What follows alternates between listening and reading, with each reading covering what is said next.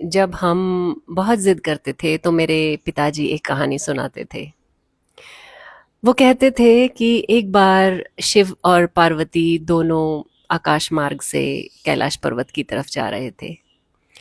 तो रास्ते में एक चूहे को देखकर शिव जी को हंसी आ गई। तो पार्वती जी ने पूछा कि महाराज आप हंसे क्यों?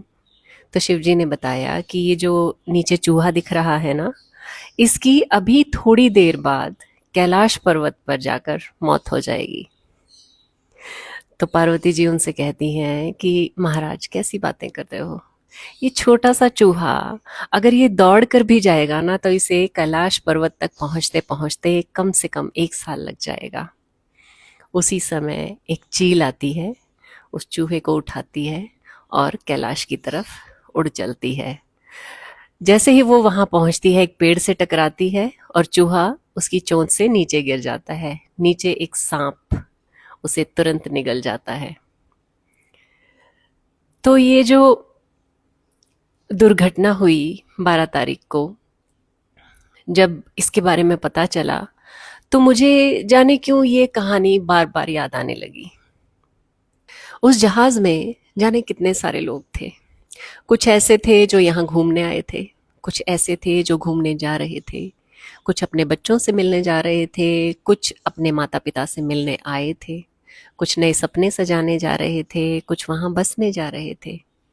लेकिन कुछ ही मिनटों में उनके सारे सपने, सारी इच्छाएं, सारी ख्वाहिशें चकनाचूर हो गई।